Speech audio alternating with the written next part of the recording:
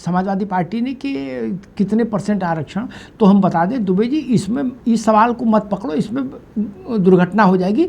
46% के करीब या 42% के करीब का महिलाओं का प्रतिनिधित्व है, इसलिए इस चक्कर में ना पड़ो। वो सबसे इन्होंने ठोक बजाक किया, उस चक्कर में ना पड़ो, उसमें फंस जाओगे। अरे जहाँ गड्ढा हो उस सड़क पर काहे को स्कूटर लेके जा रहे हो, छोड़ो, जाने दो, उस बात को वापस ले लो। और इसकी जगह कुछ और मुहावरा बोलो, कुत्ता पाला ठीक नहीं, ये बात ठीक कह रहे हैं। मतलब जो भी सांसद जीत के आता है वो मतलब ऐसा तो नहीं कहो यार 20-25 लाख की कॉन्स्टिट्यूंसी से चुनाव लड़के आ रहा कोई जीत के, उसको कुत्ता कबूतर बताओगे तो फिर संघर्ष हो जाएगा। नावेद शिको, मुझे लगता है कि बांकीपुर के चुनाव परिणाम के बाद भारतीय जनता पार्टी की टॉप लीडरशिप के ऊपर बहुत बड़ा दबाव ये रहा होगा कि नई टीम कैसे बने और कितना ठोक बजा के बनाई जाए। वो एक चुनाव नहीं था बांकीपुर, आपको पता है वहां भाजपा का 28% वोट कम हो गया, 28% वोट कम हो गया। ऐसा मेरे ख्याल से पता नहीं कभी हुआ कि नहीं हुआ, मुझे ध्यान नहीं कि किसी एक कॉन्स्टिट्यूंसी में बड़ी पार्टी जो 20 साल से जीते उसका वोट 28% कम हो जाए। उस मनोदशा से के बीच में ये लिस्ट बनी है। और स्वाभाविक है नितिन नवीन भी इंसान है, नितिन नवीन का आत्मबल भी नीचे चला गया होगा, क्योंकि वो हार नहीं थी, वो सफाया हो गया। हार दतिया में थी भाजपा की, बांकीपुर में सफाया था। तो उस दृष्टि से वैसे प्रयोग जो आपको लगता है कुछ क्रांतिकारी प्रयोग किए हैं भाजपा ने इसमें कि ताकि फिर कभी बांकीपुर जैसी स्थिति ना बने? क्या ऐसा कुछ इसमें कुछ आपको दिख रहा है कि भाई नहीं ये 4 लोग हैं, इसका मतलब है कि अब क्रांति होके रहेगी, इस टाइप का कुछ, जिसको हम लोग आउट ऑफ द बॉक्स बोलते हैं अंग्रेजी में? भाजपा का जो तरीका और सलीका है वो क्रांतिकारी देने का नहीं है, वो बड़ा बैलेंस और संतुलन को साधने में भारतीय जनता पार्टी बहुत माहिर है और कोई भी टीम का हिस्सा बेलगाम नहीं होने देती। वो पार्टी की स्ट्रेटजी के हिसाब से फूक फूक कर कदम रखते हैं। हाँ, ये जरूर है कि बड़ी हार थी, बड़ा सबक था और भारतीय जनता पार्टी ने हमेशा हार से बहुत कुछ सीखा है। आपको याद होगा कि उत्तर प्रदेश में उपचुनाव में योगी आदित्यनाथ अपनी सीट हार जाते हैं।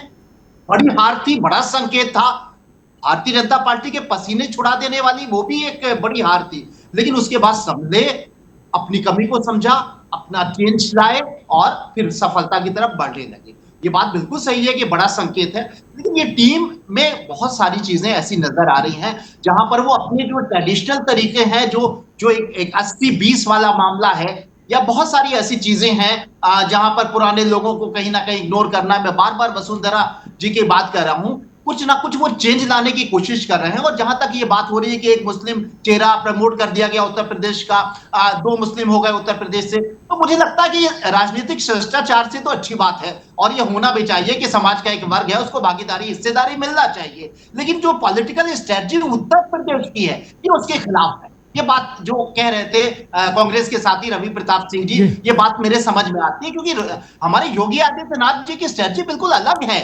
वो बिल्कुल धक्के छक्के मारते हैं, एक तरफा 80-20 हिंदुत्व ऐसे की तैसी। अरे भाई नावेद जी, उनकी सरकार में मुस्लिम मंत्री है। अरे भाई उनकी सरकार में मुस्लिम मंत्री है, वो है मुस्लिम एमएलसीज हैं। संगठन में 0.1% भी बढ़ोतरी करना एक संकेत होता है। संगठन को तो एक ठीक है, एक आदमी को भी टिकट कभी नहीं मिलता है, अच्छी बात है, उनकी स्ट्रेटजी है। लेकिन ये एक कहते नहीं कि एक थाल में एक अच्छा भोजन कर रहे थे, खिचड़ी खा रहे थे, नहीं एमएलसी तो बनाई ना नावेद शिको, टिकट एमएलसी की टिकट तो दी ही और एमएलसी जितवाई भी मुसलमानों को, ऐसा तो नहीं है।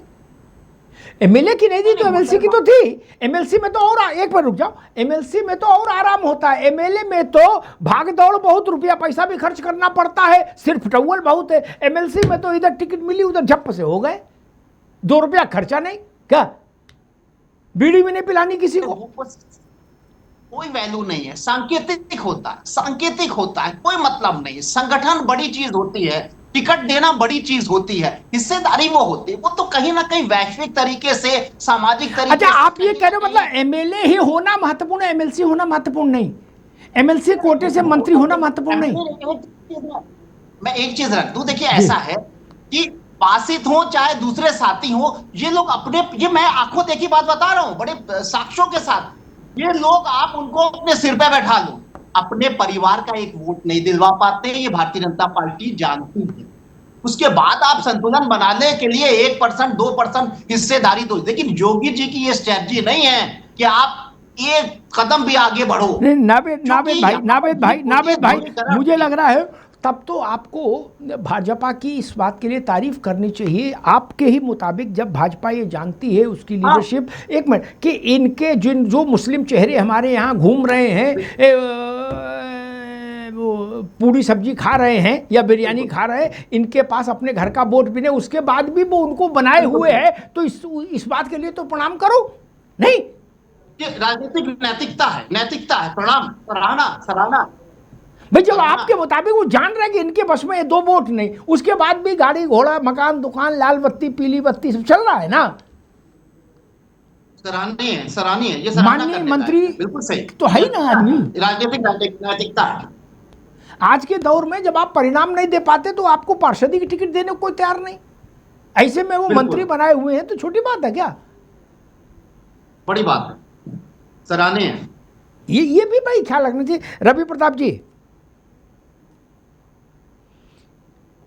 पूरी लिस्ट देखने के बाद, एक ब्राह्मण है, एक एससी है, 3 ओबीसी हैं, सारा वो जाति आपने भी देखा होगा सर, कैसे क्या है इसका पोस्टमार्टम। 27 के चुनाव में इस सूची से और उत्तर प्रदेश की सूची जो पंकज चौधरी की है, दोनों आप पहले वो आ गई थी, अब ये आ गई, दोनों को सामने रख के कांग्रेस को क्या समझ में आता है कि बीजेपी किस दिशा में जाना चाहती है? स्टेट और सेंटर दोनों के संगठन की लिस्ट सार्वजनिक है। देखिए अमिताभ जी, बीजेपी की दोनों लिस्ट से बहुत कुछ अमूल चूक परिवर्तन हमें नहीं दिखता कि ये 27 या 29 में ये टीम कुछ बहुत परिवर्तन करने की सलाहियत रखती है। निश्चित रूप से ये उनका अपना गणित होगा, उन्होंने देखा होगा, जातिगत समीकरण देखा होगा, तमाम चीजें देखी होंगी, लेकिन इससे कोई ऐसा मतलब बहुत औरे वाला व्यक्ति नहीं आया है जिसके आने से बहुत बड़ा इतिहास बदल जाएगा। दूसरी बात, मेरे भाई अभी मुस्कुरा भी रहे थे और पटेल भाई कह रहे थे कि हमने बड़ा ध्यान दिया। अरे अभी बिहार में चुनाव हुआ, 101 पे लड़ी, एक भी मुसलमान नहीं मिला, 17%, 17.8% मुसलमान है। वेस्ट बंगाल में 294 सीटों पे लड़े, एक भी कैंडिडेट नहीं मिला, वहां 27% मुसलमान है। वहां इनको दोनों जगह सरकार भी बना लिए, लेकिन एक मुस्लिम चेहरा नहीं मिला। एक बेचारे को तो न जाने कौन कौन स्टिंग ऑपरेशन में हजारों करोड़ दे करके बाबरी मस्जिद बनवा रहे थे।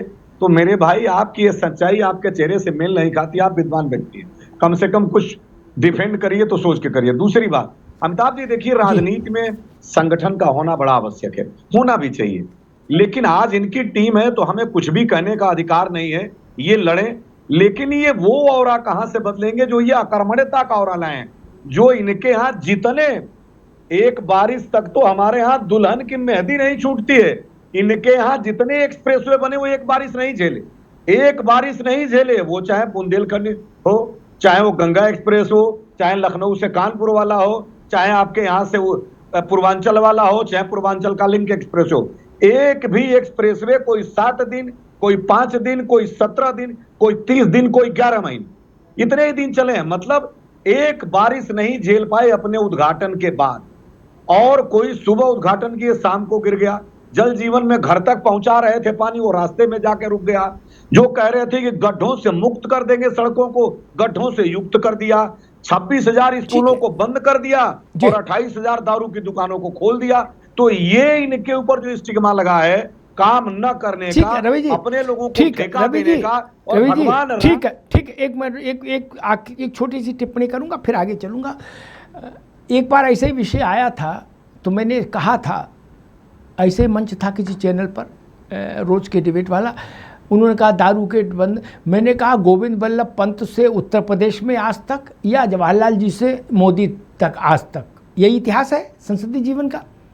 इसमें मुझे आंकड़ा दो कि किसी सरकार ने अपने कार्यकाल में पुराने ठेकों को बंद किया हो। एक बता दो कि भाई साहब 100 ठेके थे जब उनने शपथ ली और भैया ने शपथ लेते ही जीरो कर दिया ठेका। कहीं नहीं। हर सरकार में ठेके बढ़े, हर सरकार में।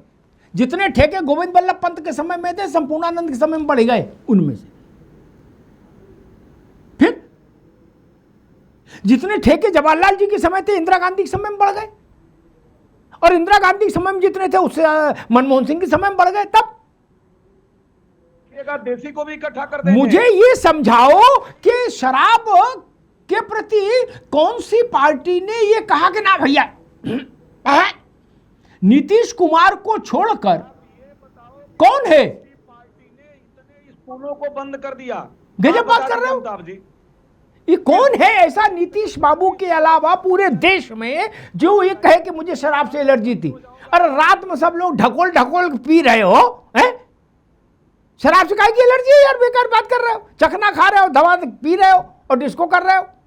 अभी एक वीडियो आया था, एक विधायक थे, वो होटल में दारू पी रहे थे और एक विदेशी लड़की लाए थे कहीं से पकड़ के, उसका नृत्य करा रहे थे।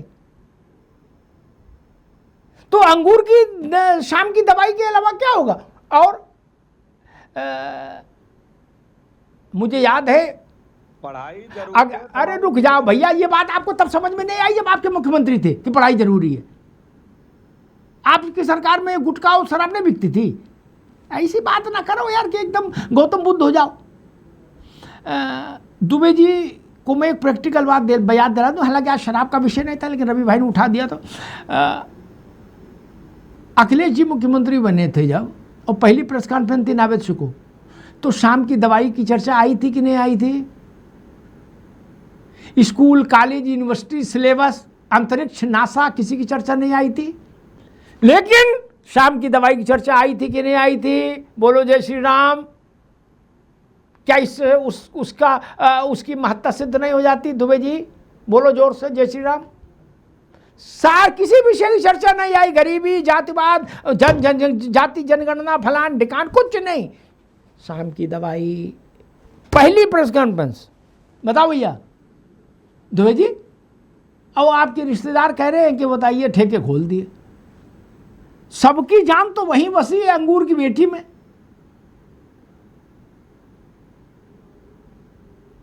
दुबे जी गलत तो नहीं कह रहा?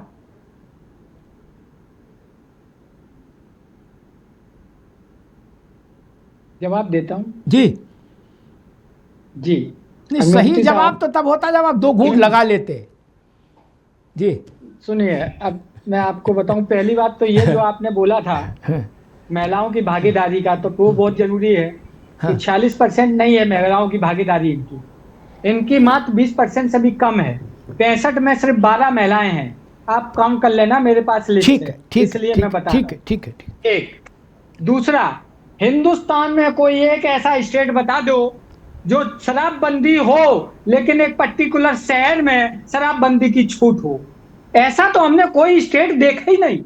एक ही स्टेट है गुजरात, जहां गांधीनगर के गिफ्ट सिटी में, गुजरात के गांधीनगर के गिफ्ट सिटी में एक दायरे में आप बेफाम शराब पी सकते हो। भैया ये कौन सा शराबबंदी का सिस्टम है? अरे इससे तो अच्छा है कि शराबबंदी छोड़ दो, बेचारा हर आदमी पिए, छोटा बड़ा मजोल सब, अमीर और गरीब। क्योंकि अच्छा आप ये कह रहे हो शराब में समाजवाद क्यों नहीं है, ऐसा कह रहे हो? आप ये कह रहे हो शराब में समाजवाद क्यों नहीं? नहीं, मेरे कहने का मतलब ये है कि जितनी पाबंदी रहेगी उसमें ज्यादा लोग बर्बाद होते हैं। ये गुजरात का एक एग्जाम्पल है और एक बिहार इसका एग्जाम्पल हो गया है। यहाँ सबसे ज्यादा हफ्ता जाता है पुलिस से लेकर नेताओं तक का, गांधीनगर तक का मैं दावे के साथ कहता हूँ। और यहाँ आप अगर अपने कैमरामैन को भेजे स्टिंग ऑपरेशन कराएं तो महाराज मैं आपको बता सकता हूँ कि जो हाईवे, नेशनल हाईवे है, सुबह 4 बजे कितने ट्रक सप्लाई होते हैं और सबका हफ्ता जाता है। क्या बात कर रही है? भारतीय जनता पार्टी सबसे करप्ट पार्टी है, सबसे झूठी पार्टी है, लेकिन फिर भी जनता ये सिर्फ दो ही चीज पे, हिंदू मुस्लिम जिस दिन जनता के समझ में आ गया, इनको दौड़ा दौड़ा के पब्लिक मारेगी। लेकिन चूंकि उनको समझ में अभी आ नहीं रहा है, इसलिए ये आ रहे हैं, जिसका ताजा उदाहरण मांझलपुर की विधानसभा थी, जहां सब कुछ होते हुए भी पब्लिक ने दिया। खैर, इनका भी एक टाइम आएगा। दूसरा, ये बात सच है जी, दूसरा ये बात सच है, अब ये कि रेवेन्यू कहां से कलेक्शन होगा। देखिए, सरकार का खेल देखिए, आपने देखा होगा केंद्र सरकार हो, राज्य सरकारें हो, बड़े बड़े विज्ञापन करती हैं कि बीड़ी नहीं पीने का, तमाकू नहीं खाने का, करोड़ों रुपया उसके पीछे जाता है। परमिशन कौन देता है? पॉलीथीन की कंपनी के लिए मैन्युफैक्चरिंग की परमिशन कौन देता है? और उस पर खर्चा करते हैं कि पॉलीथीन का यूज मत करो। सारे चीजें तो आप ही कराते हो ना। अगर एक सिस्टम बनाओ, अगर देखिए, जब सिस्टम बन जाएगा तो लोग उसको फॉलो करेंगे, लेकिन जब सिस्टम ही नहीं बनेगा तो कहां से फॉलो करेंगे? आप दिल्ली में 80% पनीर नकली आता है, दूध मिक्स वाला आता है। सरकार क्या करती है? नाक के नीचे, और छोड़ो, ये भी सबसे, आज आपको बहुत इंपॉर्टेंट बात बता रहा हूं, सबसे ज्यादा वेश्यावृत्ति आप देखिए दिल्ली में, छोटी छोटी बच्चियों को किडनैप करके लाते हैं। कहां हो रहा है? दिल्ली में। वो तो एक मेरठ की जो महिला है, सोशल वर्कर, रियल में उसको सल्यूट करता हूं, वो कितना काम कर रही है। लेकिन क्या सरकार नहीं कर सकती इसके पीछे? उन बच्चों की जिंदगी बर्बाद हो जाती है, आखिरकार कौन करेगा? तो ये सब वो मुद्दे हैं जो दिल को छूते हैं लोगों को, लेकिन शायद हमारी पब्लिक भी वैसी है, उनको नहीं छूना चाहती है, और जिसका बेनिफिट भारतीय जनता पार्टी उठा। भैया दुबे जी,